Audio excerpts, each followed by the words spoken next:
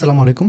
কি অবস্থা সবার? আজকে খুব গুরুত্বপূর্ণ একটা বিষয় নিয়ে কথা বলব। সেটি হচ্ছে জমি-জমা রিলেটেড একটা সমস্যা। আমাদের দেশে আসলে জমি-জমা নিয়ে সমস্যা নেই এমন মানুষ খুঁজে পাওয়া খুবই দুষ্কর। ভাই-ভাই, ভাই-বোনে বিভিন্ন আত্মীয়দের মধ্যে আ অর্থাৎ একটা গ্রামে দেখা যায় যে সচরাচর যে প্রধান সমস্যা সেটি আসলে হচ্ছে এই জমি-জমা সংক্রান্ত সমস্যা। তো এই জমি-জমা সংক্রান্ত সমস্যার একটা বড় কারণ হচ্ছে আমাদের এই রিলেটেড জ্ঞান খুবই কম। আমরা যে জমি-জমা সংক্রান্ত যে সাধারণ জ্ঞান সেগুলো আমাদের মধ্যে নেই। তো সেই আপনাদেরকে জানানোর প্রয়াস থেকে আজকে আমি জমি-জমা রিলেটেড একটি টপিক নিয়ে কথা বলব। সেটি হচ্ছে খতিয়ান।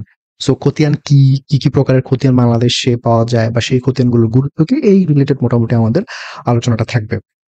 তো ১ম এ আসি আসলে খতিয়ান জিনিসটা কি? খতিয়ান এই শব্দটা এসেছে আরবি আ কিতান শব্দ থেকে। এই শব্দের আমরা যদি মোটামুটি অর্থ করি সেটা হচ্ছে আপনার তাহলে জমি-জমার সংক্রান্ত যে তথ্য সেটার যে কালেকশন সেটার একটা বই।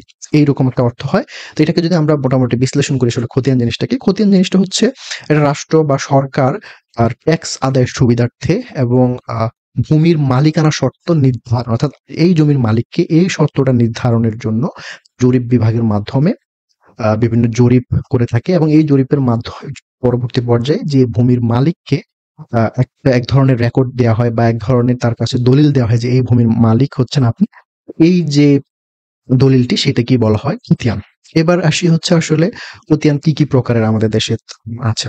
আমাদের দেশে প্রচলিত যে খতিয়ানগুলো আছে সিএস, তারপর হচ্ছে এসএ, দেন আরএস ইত্যাদি খতিয়ানগুলো খুব বেশি আমাদের দেশে জনপ্রিয় এবং এলাকা ভেদে কিছু খতিয়ানের নাম ডিফারেন্ট থাকে। তো ১ম এ আসি হচ্ছে সিএস খতিয়ান।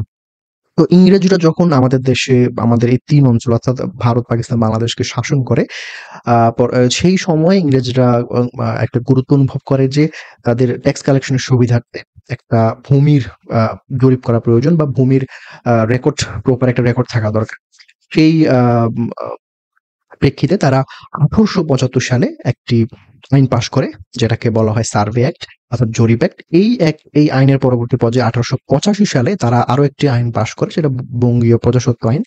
এই আইন দুটির প্রেক্ষাপটে তারা ১৮৮৮ সালে একটা জরিপ কার্যক্রম শুরু করে যাকে বলা হয় সিএস জরিপ। অর্থাৎ সিএস নামটার যদি আমরা অর্থ বুঝতে চাই তাহলে সেক্ষেত্রে সিএস এর অর্থ হচ্ছে ক্যাডাস্ট্রাল সার্ভে। আচ্ছা এই যে ক্যাডাস্ট্রাল এই শব্দটার অর্থ আসলে কি? এই শব্দটার অর্থ হচ্ছে আ জ্যামিতিকভাবে ভূমির পরিমাপ বা ভূমির পরিমাপের একটা জ্যামিতিক পদ্ধতি এরকম একটা অর্থ দাঁড়ায়।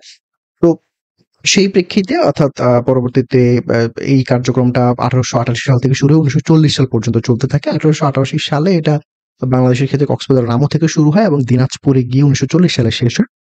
এটি তখনকার সময়ে খুব ৬২ বছর ধরে চলা দীর্ঘ প্রক্রিয়া চলমান একটা প্রক্রিয়া ছিল। এই সময় সরেজমিনে গিয়ে আমিন এবং সার্ভেয়াররা তারা আ এই জরিপ কার্যক্রমটা আসলে চালনা করে এবং এই জরিপ কার্যক্রমটা আসলে আমাদের দেশে যতগুলো জরিপ কার্যক্রম চালানো হয়েছে তার মধ্যে অন্তত নিখুঁত একটা জরিপ কার্যক্রম। এই জরিপ কার্যক্রমের সবচেয়ে বড় উম যে সুবিধা সেটি হচ্ছে আসলে এই জরিপের মধ্য দিয়েই আমাদের দেশে ভূমির মালিকানার ইতিহাস শুরু হয়।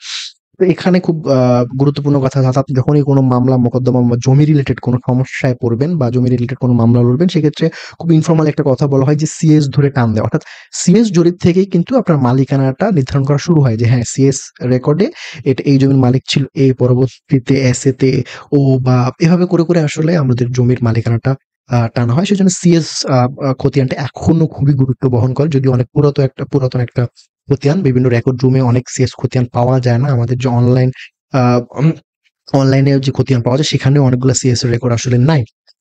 তো এই সিএস খতিয়ান আ আ ছিল আসলে ইংরেজ আমলে। পরবর্তী পর্যায়ে যখন ১৯৪৭ সালে ভারত-পাকিস্তান ভাগ হয়, তখন পাকিস্তান হওয়ার পরে আমাদের দেশে একটা নতুন জরিপ চালানোর একটা প্রক্রিয়া শুরু হয়। এটার কারণ ছিল ১৯৫০ সালে বঙ্গীয় প্রজাস্বত্ব আইনের পরিপ্রেক্ষিতে পরবর্তীতে একটা নতুন আইন হয় যে SNT act, state acquisition and tenancy act আ আ সরকার তখন ভূমি অধিগ্রহণ অর্থাৎ জমিদারদের যে ভূমি অধিগ্রহণ সেটার ব্যাপারে এই আইনটা পাস করে। এটার একটু যদি আমি ব্যাকগ্রাউন্ড বলি, ইংরেজ আমল থেকে শুরু করে তৎকালীন সময় পর্যন্ত ভূমির মালিক ছিল আসলে জমিদাররা। আর আমাদের যে প্রজা বা রায়তরা তারা হচ্ছে জমিদারদের পক্ষ থেকে সেই জমিগুলো নিয়ে তারা ভোগ করত, চাষাবাদ করত। অর্থাৎ ভূমির প্রকৃত মালিক ছিল কিন্তু শুধুমাত্র জমিদাররা। কিন্তু এটা দীর্ঘদিনের দাবির প্রেক্ষিতে বা তৎকালীন দেশ স্বাধীনতার পরে এটা এই অনুভূত হয় জোরালোভাবে এই দাবিটা অনুভূত হয় যে না ভূমির মালিকানা যারা রিয়েলি ভূমির মালিক তাদের কাছে ফেরত দিতে হবে। তো সেই প্রেক্ষিতে আসলে এই state acquisition and tenancy act সেটার প্রেক্ষিতে 1956 সালে জমিদারি প্রথা পুরোপুরিভাবে বিলুপ্ত করে দেওয়া হয়। তো এই জমিদারি প্রথা বিলুপ্ত হওয়ার প্রেক্ষিতেই নতুন করে একটা আসলে জরিপ হওয়ার প্রয়োজনীয়তা দেখা দেয়। সেই প্রয়োজনীয়তা থেকেই আসলে এই এসএ জরিপটা শুরু হয়। যেহেতু এই এসএনটি আইনটার মাধ্যমে এই জরিপটা শুরু হয়, সেজন্য এটার নাম হয় আসলে এসএ জরিপ, অর্থাৎ স্টেট অ্যাকুইজিশন জরিপ। এই জরিপের উদ্দেশ্যই ছিল যে জমিদারদের থেকে ভূমির যারা প্রকৃত মালিক তাদের কাছে জমি হস্তান্তর করা। তো এই জরিপটার যদি সমস্যা বলি, এই জরিপটা আসলে খুব তাড়াহুড়ো করে হয়েছিল। অর্থাৎ যেহেতু ওই সময়ে খুব তাড়াহুড়ো করে আসলে সময় ছিল না। সেক্ষেত্রে দেখা যায় যে সরেজমিনে আমিনরা যায় নাই। সেক্ষেত্রে তারা জমিদারদের থেকে তথ্য নিয়ে সেটা দিয়েই আসলে এই জরিপটা মূলত করে ফেলে সিএস এর বেসিসে।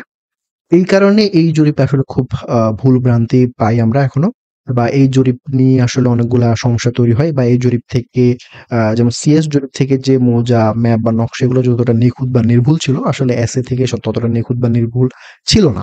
তো এর পরবর্তীতে আসলে কি হয়? এর পরবর্তীতে এই এসএ জরিপটার পরে আমাদের যখন আবার পরবর্তীতে সরকার আরো একটা জরিপের আসলে এই এসএ জরিপটাকে কিন্তু আবার পিএস জরিপও বলা হয়, অর্থাৎ পাকিস্তান সার্ভে বা পাকিস্তান সেটেলমেন্ট জরিপ এরকম ভাবে নাম দেওয়া হয়। তো এরপরে আসলে এই যেহেতু এসএ এই জরিপে অনেকগুলো প্রবলেম বা অনেকগুলো সমস্যা তৈরি করে, সেই প্রেক্ষিতে সরকার চিন্তা করে যে এই জরিপটাকে আসলে রিভিশন করা দরকার, অর্থাৎ এটাকে বিবেচনা বা পুনর্ভাবে এটাকে আসলে করা দরকার। সেই জায়গা থেকে আসলে আরএস জরিপ শুরু হয়। আরএস এই কথাটার অর্থ হচ্ছে আপনার রিভিশনাল সেটেলমেন্ট বা রিভিশনাল সার্ভে, অর্থাৎ আবার এই এসএ জরিপটাকে আসলে একটু নিখুঁত বানানোর জন্য বা এটাকে ঠিকঠাক করার জন্য এই জরিপটা আসলে শুরু করা হয়। এটা 1965-66 দিকে শুরু হয়। এটা আ রাজশাহী থেকে শুরু হয়। এখন বাংলাদেশের এখনো এটা সব জায়গায় আসলে শেষ করা হয়নি। আসলে এখানে গুরুত্বপূর্ণ যেমন বলে রাখি যে সিএস জরিপের ক্ষেত্রে যেটা ছিল, সিএস আসলে বাংলাদেশের ২ টা অঞ্চলে হয়নি। একটা হচ্ছে সিলেট এবং একটা হচ্ছে পার্বত্য চট্টগ্রাম। এটার কারণ আছে। কারণটা হচ্ছে ওই সময় সিলেট ছিল আসামের অন্তর্গত এবং পার্বত্য চট্টগ্রাম ছিল এটা বিশেষ অঞ্চল। পরে আ আ আ বাংলাদেশ হওয়ার পরে আ সিলেটও আসলে এই জরিপটা পরবর্তীতে হয়। তো হারেস জরিপ আসলে হচ্ছে মোটামুটি এক ধরনের লেটেস্ট জরিপ আমরা এটাকে ধরে থাকি। আরএস বা রিভিশনাল যে জরিপ এটাকে কোথাও, কোথাও বিআরএসও বলা হয়। আ বাংলাদেশ রিভিশনাল সার্ভে এভাবে বলা হয়। তো আরএস জরিপটা আসলে মোটামুটি যেহেতু এটা আবার সরজমিনে আমিনরা গিয়ে প্রপারলি করে, সেই কারণে এটা মোটামুটি ভাবে বলা যায় যে এটা নিখুঁত বা এটা আ ভূমির সত্ত্ব নিরূপণের ক্ষেত্রে একটা খুব অগাধ একটা দলিল।